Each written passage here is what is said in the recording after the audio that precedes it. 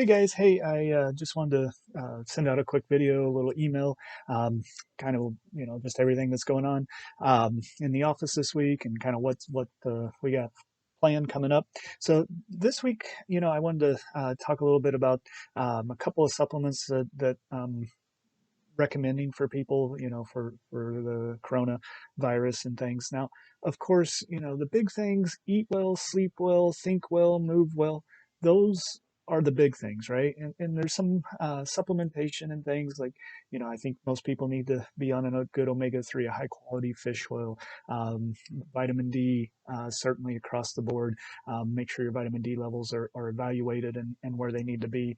Um, but beyond those things, there's a couple of things I came across in the research over the last couple of weeks that I just kind of wanted to highlight. One of them is garlic. So garlic, we know that it has some good effects for like atherosclerosis and high blood pressure. It's been shown to be able to lower high blood pressure as well. And so, and it also is somewhat of a antiviral. Well, one of the cool things that I found in the research is there was a study 2 weeks ago that actually showed that there's about 17 different chemicals in garlic oil.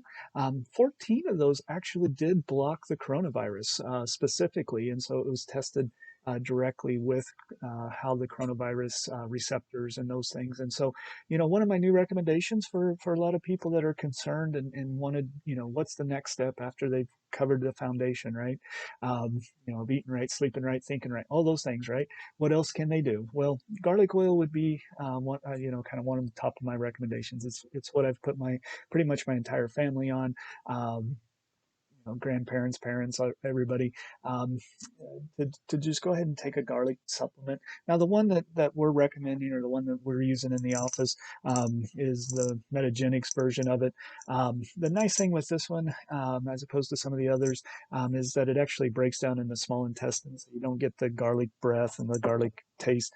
Now, of course, if you're allergic to garlic, don't take garlic, right?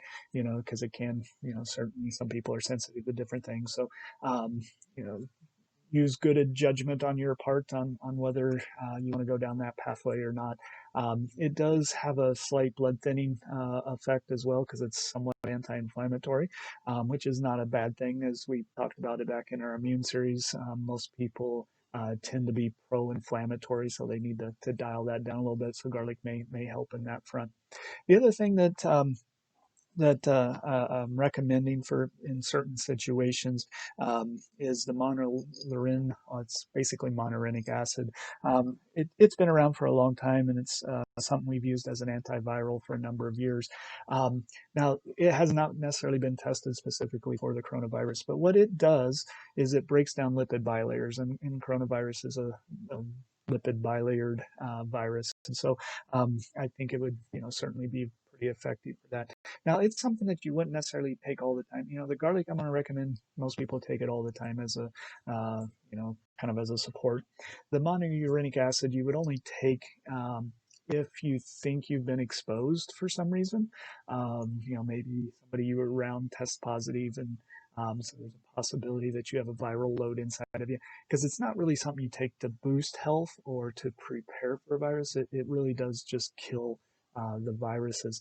And it's something, like I said, it's an extract, coconut oil extract that's in there. And the thing with that is, if you do it too much or too regularly, it will likely cause diarrhea. And so it's not something you take all the time, but I think it's probably something most people would want to have on their shelf just in case. And also as we kind of move into flu season, it does help with the flu viruses as well. So it's kind of one of those in case needed break glass. Well, that's what the monourinic acid is. So I'm telling people to have that on hand as well. So anyway, just wanted to kind of give you an update on those two.